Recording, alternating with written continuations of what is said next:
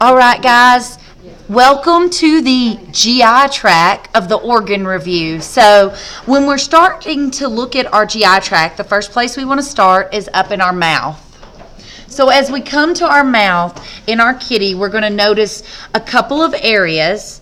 Right up here, you're going to notice your hard palate, and then right here, you're going to notice your soft palate. We have our tongue, and under our tongue, we have this tissue. On this particular cat, this tissue's been separated, but we've got this tissue that is the lingual frenulum. Under the lingual frenulum, you're going to have two small spots of tissue. These are your lingual papillae. So frenulum, tongue, hard palate, soft palate. As we move on down, when we leave the mouth, we have removed our lungs. They're off to the side. As we leave our mouth, we're going to go into our esophagus. Our esophagus goes all the way down, and the area that it passes through the diaphragm, you can see the diaphragm right here, the area it passes through the diaphragm is called the hiatus. The esophagus joins the stomach, and the sphincter that controls the flow from the esophagus to the stomach, you can note right here, and that is your lower gastroesophageal sphincter.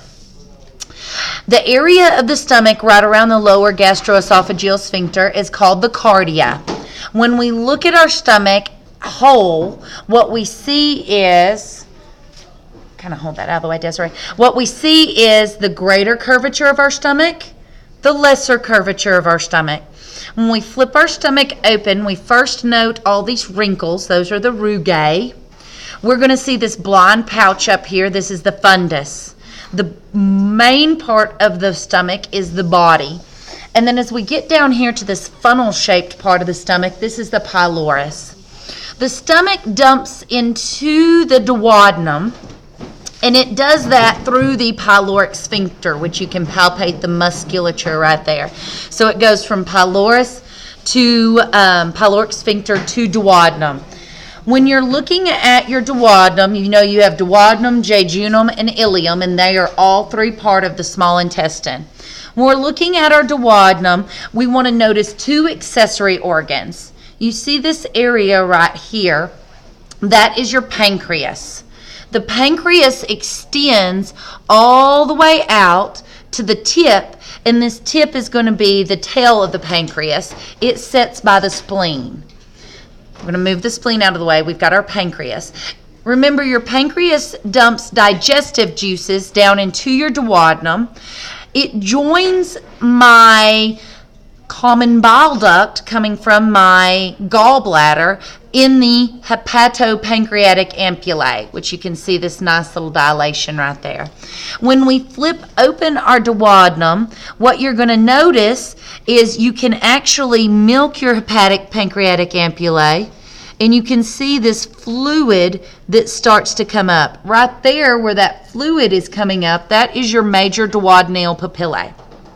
Now, if we follow our common bile duct up, we will run into our gallbladder right here. Common bile duct turns into cystic duct, and that's in the gallbladder. The common bile duct is a formation of the cystic duct right here and the hepatic duct right there. When we look at this big organ right here, this is our liver. Remember, in humans, our liver has 4 lobes, but in the kitty, 2 of those lobes are separated into a medial and lateral. You've got your falciform ligament right here that connects diaphragm to the liver. On your liver, you have when you look at your kitty, you have your left side of your kitty and your right side of your kitty. So over here on the left side of your kitty, you have a left lateral and a left medial lobe. Now you can see your gallbladder poking out right there, and where you've got your gallbladder poking out, you know you have your quadrate lobe with a Q. GQ, gallbladder quadrate. Now we're over to the right side of our kidney. We have our kitty. We have our right medial liver lobe and our right lateral liver lobe. Now once we go underneath, we've got another lobe right here. This cute little lobe that hugs your vena cava is your caudate lobe, caudate cava. So left lateral, left medial liver lobe, quadrate liver lobe, right medial, right lateral liver lobe, caudate liver lobe.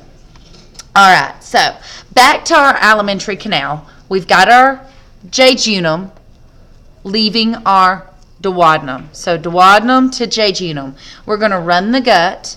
All of this is jejunum. Jejunum is connected to the top of the cat through the mesentery. So jejunum, jejunum, jejunum, all the way till we get, we see something that looks different. So when we've got something that looks different, we know that we've now entered another part of the intestine. Jejunum dumps into the ileum, the third part of the small intestine. You know that you've got to the ileum because you've run into the large intestine and because you've got this anti-mesenteric band. From the ileum, we dump into the cecum. Now from here, I like to put my kitty back the way he was meant to be. So I've got my cecum right here. End of my cecum is my appendix. If I flip my cecum open, I can see my tapeworm in the cecum. Sorry guys, that's what that is. I can see my ileocecal valve. And as a side note, tapeworms love to live at the ileocecal valve, so it's not a huge surprise that we saw him there. So as we go up, we've got our cecum, and then we've got our ascending colon, transverse colon, descending colon. If this was a human, we would have a sigmoid colon, and then we dump out through our rectum and through our anus. So these are all the components of the digestive tract that we want to make note of.